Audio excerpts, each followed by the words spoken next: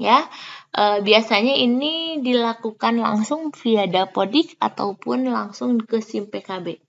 Ya, jadi sering-sering SIM PKB-nya dibuka, kemudian setelah nanti dilaksanakan pretest atau seleksi administrasi,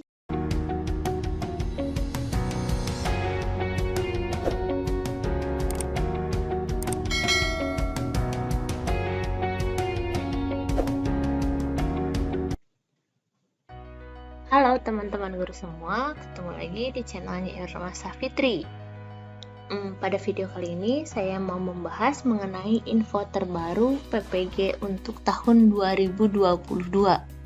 Di mana untuk tahun 2022 kali ini, untuk teman-teman guru yang mempunyai TMT 2016 ke atas pun itu ternyata bisa ikut PPG tahun 2022. Simak video ini sampai selesai, tapi jangan lupa untuk dukung terus channel kita dengan cara subscribe channelnya dan nyalakan notifikasi loncengnya supaya teman-teman tidak ketinggalan informasi-informasi kita yang lainnya. Oke, selamat menyaksikan. Nah, oke teman-teman guru semua, di sini ada hot news ya berdasarkan rapat kerja Forum Komunikasi Pimpinan FKIP Negeri se-Indonesia yang dilakukan di Surakarta pada tanggal 29 Januari 2022 itu membahas mengenai isu strategis penyelenggaraan program PPG. Tentu saja kegiatan ini langsung dilaksanakan atau langsung diawasi oleh Kementerian Pendidikan, Kebudayaan, Riset, dan Teknologi. Nah, seperti apa sih isu strategis penyelenggaraan PPG untuk tahun 2022 kali ini? Oke. Kita mulai di sini dengan jenis PPG yang akan dilaksanakan pada tahun 2022. Untuk jenis PPG yang akan dilaksanakan masih sama seperti tahun sebelumnya, yaitu ada PPG dalam jabatan, dan ini adalah yang baru, di mana untuk tahun 2022 itu akan ada PPG prajabatan tapi dengan model baru. Nah, untuk seperti apa PPG prajabatan model baru ini bisa dilihat linknya di pojok kanan atas atau juga bisa dilihat di description box. Oke, selanjutnya untuk sasarannya, ini ada sedikit yang berbeda dan mungkin ini juga bisa menjadi kabar baik buat teman-teman semua, di mana untuk sasaran PPG Dajab ya untuk tahun 2022 kali ini, yang pertama itu ada guru dengan TMT sampai dengan Desember 2015. Ya, seperti yang sudah kita ketahui, kalau syarat dari PPG Dajab itu adalah mempunyai TMT 2000 sampai dengan Desember 2015 ke bawah gitu ya. Nah, dan di sini ada kabar baiknya yaitu apa? Yaitu untuk guru dengan TMT Januari 2016 ke atas itu ternyata bisa menjadi sasaran PPG Dajab juga untuk tahun 2022. Nah, di sini dengan jumlah guru untuk nomor 1 atau guru yang TMT-nya 2015 ke bawah itu sejumlah 1.138.373 guru, dan untuk yang TMT-nya dari Januari 2016 ke atas itu jumlahnya adalah 198.480. Tapi tenang saja teman-teman, data ini di cut off-nya pada tahun 2020. Nah, oke. Untuk selanjutnya, ini adalah rencana kuota PPG Dajab tahun 2022. Untuk PPG Dajab model 1 ya, PPG Dajab model 1 itu untuk yang TMT-nya 2015 ke bawah atau sampai dengan Desember 2015, itu rencana pelaksanaannya itu dilaksanakan selama 3 bulan. Jadi kegiatan PPG-nya itu dilaksanakan selama 3 bulan dengan rencana kuotanya itu adalah sebanyak 40.000 ya. Dan selama 40.000 ini kemungkinan walaupun ini bisa saja berubah dilakukan dalam 2 angkatan. Nah, jumlah calon peserta yang 1.138.000 ini itu adalah diambil dari data cut-off tahun 2020.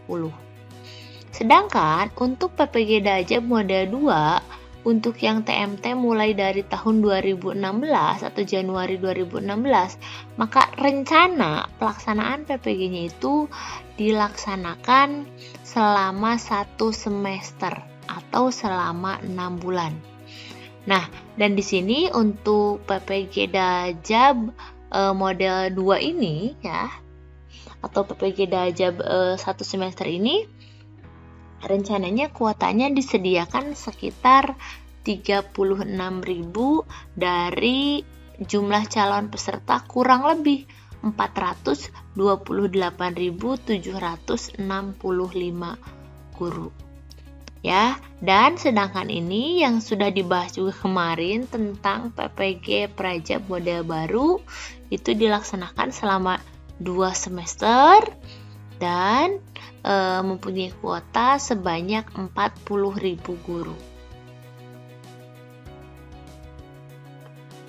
Nah, untuk pelaksanaan PPG Dajab itu bagaimana?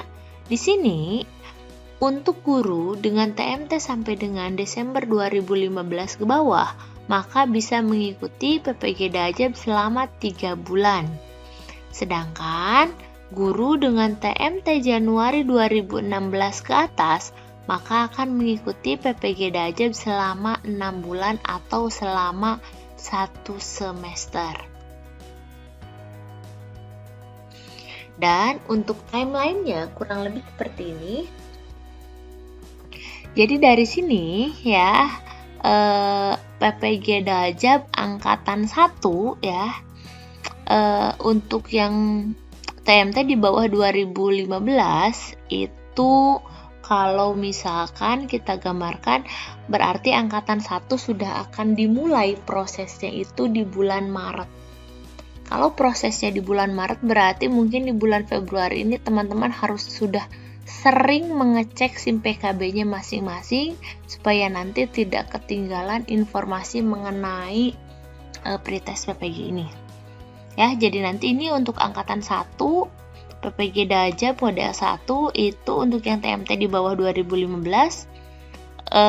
dipersiapkan dari bulan Maret sampai dengan bulan Mei sebanyak kurang lebih 20 peserta, dan kemudian untuk angkatan 2 itu dari pertengahan Mei ya, ini ya, pertengahan Mei sampai dengan Agustus itu sebanyak 20.000 peserta juga. Itu ya dipersiapkan untuk angkatan kedua. Dan di sini mungkin ini maksudnya adalah untuk angkatan 3 ataupun mungkin bisa saja angkatan 2 ini bisa dilaksanakan di bulan ini, akhir Mei sampai dengan Agustus, atau bisa saja memang dilaksanakan menjelang akhir tahun, yaitu dimulai dari pertengahan September sampai dengan ke bulan Desember. Dan sedangkan untuk PPG Dajab model 2 atau untuk PPG Dajab dengan TMT 2016 sampai 2019, kalau plottingnya itu sebanyak 36.000 peserta, itu kemungkinan akan dilaksanakan di bulan April sampai dengan bulan September. Nah, berarti untuk teman-teman guru dengan TMT 2016 sampai dengan 2019 di bulan-bulan ini ya, di bulan Maret atau April, atau mungkin bisa dimulai dari bulan Februari juga, sering-sering dicek SIM PKB-nya, sering-sering dicek info GTK-nya, sering-sering konsultasi dengan operator sekolah supaya tidak ketinggalan informasi tentang pretest PPG Dajab ini.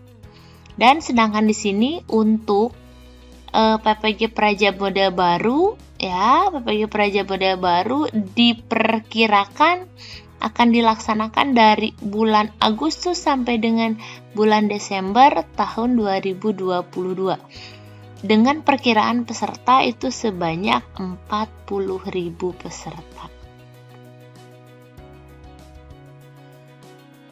Untuk tahapan PPG Dajab ini masih tidak berubah ya dengan tahun 2021, yaitu yang pertama ada analisis materi pembelajaran sebanyak 5 SKS, kemudian yang kedua ada desain pembelajaran inovatif sebanyak 3 SKS, dan yang ketiga itu ada praktik pembelajaran lapangan atau PPL sebanyak 4 SKS. Dan dengan total pembelajarannya itu adalah sebanyak 12 SKS. Kurang lebih alurnya itu adalah seperti ini. Untuk tahapan penyelenggaraannya, ini tentu saja selalu dimulai dari pendaftaran dan seleksi administrasi. Ya, biasanya ini dilakukan langsung via Dapodik ataupun langsung ke SIM PKB. Ya, jadi sering-sering SIM PKB-nya dibuka, kemudian setelah nanti dilaksanakan pretest atau seleksi administrasi, maka ada seleksi akademik, dan ketika sudah dilaksanakan akan ada pengumuman apakah teman-teman lulus atau tidak dari seleksi akademik tersebut. Dan kalau sudah dinyatakan lulus, maka nanti akan ada konfirmasi kesediaan, bersedia atau tidak untuk mengikuti PPG di tahun 2022. Dan kalau sudah, misalkan nanti apakah pesertanya sebagai peserta utama ataukah sebagai peserta cadangan, di situ ada. Kalau sudah, baru kemudian nanti akan ada penetapan calon mahasiswa. Ya, untuk penetapan calon mahasiswa ini biasanya sudah ada langsung di mana LPTK kita akan melaksanakan PPG. Kemudian kalau sudah masuk ke dalam peserta pada angkatan tersebut, maka kita diwajibkan untuk lapor diri dengan melengkapi berkas yang sudah ditentukan. Misalkan apa saja yang harus dilengkapi, apa saja yang harus dikirimkan, dan apa saja yang harus diupload, itu biasanya sudah lengkap perintahnya seperti itu. Nah, kemudian ketika lapor diri sudah selesai dan kemudian biasanya dimulai dengan masa orientasi. Setelah masa orientasi biasanya langsung kita masuk ke materi ya. Untuk materinya itu seperti yang tadi saya bilang sebelumnya, akan ada analisis materi pembelajaran berbasis masalah, literasi, dan HOTS ya.